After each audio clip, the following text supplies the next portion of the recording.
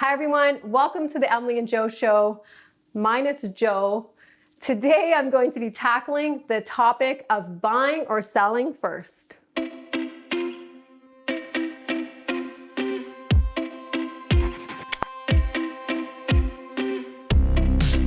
I'm Emi-ly, sales representative, and if this is your first time visiting our channel, please consider subscribing and hit the bell for notifications of all of our future videos containing everything real estate. So when I go on listing appointments, I'm often spending a lot of time discussing buying or selling first, especially if they're first-time home sellers.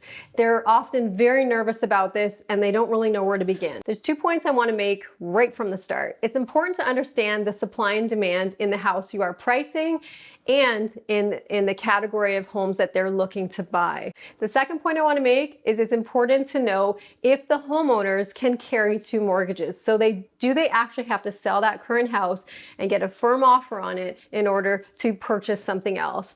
And I'll be honest, a lot of homeowners, especially if they're first-time home sellers, sometimes they don't understand that concept and they just want to go out and start shopping for a house. And we have to explain to them that in order to get a full approval on a house, that they're going to need a firm offer on their current property. So you might be just thinking about moving and you were on Google and came across this video. That's great. This video is also for my realtor friends to position you guys better when having these conversations with your clients on whether to buy and sell first. It's very important to understand the supply and demand for the house that you are pricing out. So is it a lower price range or is it a higher end price range? Is there a high demand for that property that you're pricing, or are those houses staying on the market for a long period of time? How quickly do you think the house is going to take to sell? So for example, if the house I'm pricing out is a lower price point and they're looking to move up, it could be that their house, I'm pretty confident that I can get that house sold fairly quickly. Maybe it's in a $350 price range or under $400 here in Niagara. That's moving fairly quickly and they're moving up,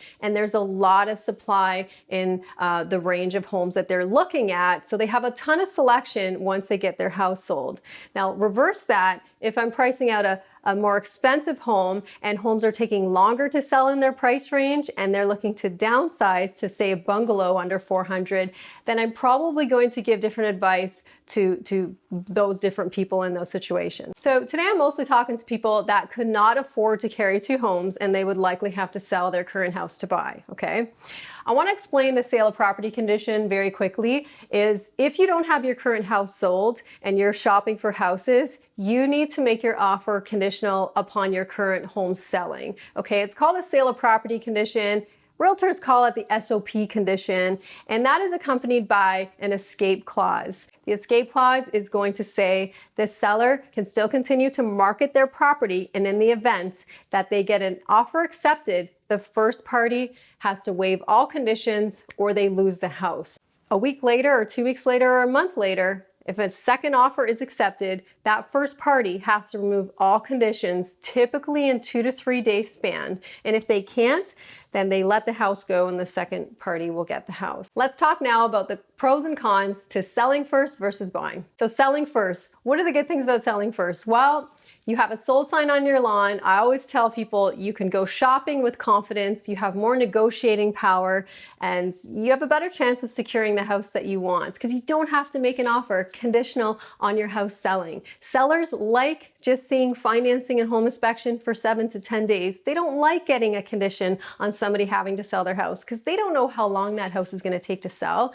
So when I present an offer to my sellers that has a sale of property condition, they're asking me, oh, okay, like, where is the house located? What price are they pricing it at? How soon is it going on the market? Emily, is it going to sell? Because that's going to determine the strength of the offer. Not really the price the person is offering, the closing date, all of that's factored in, but also how saleable is that house on the other end? Because if it's not a saleable house, it's been listed several times, it has a bunch of negative site influences surrounding it, then that offer isn't very valuable to the seller. So more negotiating power. If you're competing on a house, you're definitely going to have a better chance of getting that house versus somebody else offering on it that has a house to sell. So a lot of people I work with actually prefer to get a sold sign on their lawn before they start shopping for a house because they want more negotiating power when they're purchasing. I want to point out in this situation, we will go for a longer closing for the sellers. So if we list somebody's house and they get an offer in the first few weeks,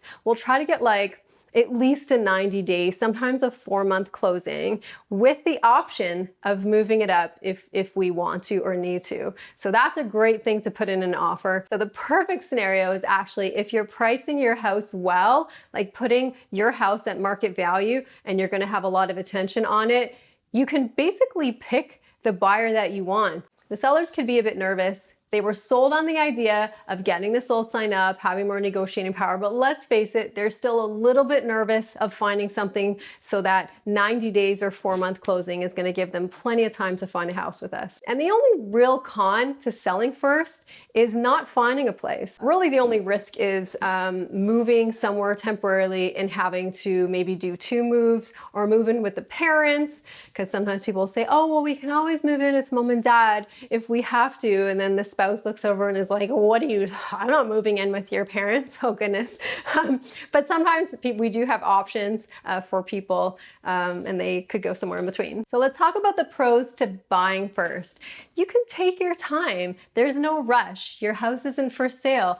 And this is really for the people that really do want to take their time looking and they don't want to feel rushed. Okay. Now, often this is a great option for people that can carry 2 mortgages if they had to. If push came to shove and they were put on notice to remove their conditions, if a second offer was accepted on the house, they actually could remove all conditions and firm up because they have a approval to carry 2 mortgages with their bank. And that's really my only pro to buying first. And I'll tell you, most people start there. As they start looking, they're on MLS, they're looking at houses before their current property is even ready to list. They want to find something before they list their house. They wouldn't have an in-between house. They're really scared of listing their property and getting a sold sign up and not having anywhere to go. Now, let's talk about the cons of buying first. Now, I feel very strongly on this because I see it happen often, is putting offers on properties conditional on your home selling and getting bumped multiple times and losing out on houses that you love multiple times is very, very frustrating. The other point I want to make is if you are out there looking at homes first before your house is listed, you better have your house ready to list within 48 hours. If you found something that you loved and you wanted to make an offer and it got accepted, that seller expects your house to be going on the market ASAP. And I'll tell you, if it's not on the market within 4 or 5 days, okay, this selling agent is calling this buying agent and saying, why isn't your client's property listed yet? We accepted an offer based on them selling their house and they're not even listing it for sale. So I always tell clients I'm working with, let's get your house ready, fully ready. If I could put a sold sign up tomorrow and take the pictures tomorrow, I want it ready. No bathroom renovations to finish, okay? Declutter, have it all ready to go before you start looking. Some sellers will even counter your offer and write right in the offer that the buyer agrees to list their property with a realtor within so many days on the MLS. So be careful and have your house ready to go. The bottom line is you want a really good sales representative on your side when dealing with a complex situation like this, and in order to give you advice based on your current situation, on your current house and what you're looking at, because everyone's different. I could give somebody a certain advice and I'm giving another family completely separate advice. For example, let's say that somebody wants to find a 5-acre property. It has to be a bungalow. It has to have a shop in the back. It has to be on the outskirts of a certain city, okay? I know that might take me a little while to find that property for them. It could take a month, it could take up to 4 months. I'm definitely not advising that client, hey, let's put your house for sale so you have better negotiating power, okay? Especially if something like what they're looking for is in a higher price point and those properties are taking longer to sell. They're probably pretty safe looking first, but I'm gonna make sure that their current house is ready to list. If we find something and we have to jump on it, We're going to have to get marketing done on their house within a couple days. Joe Barry gets in there. We do the staging, we do the video and the pictures, and it's going on the market in a couple days. Thanks for watching this video today, everyone. If you have any lingering questions about anything I talked about today, buying and selling first, please comment below or feel free to message us at any time. And watch for all of our future videos containing everything real estate. Have a great day.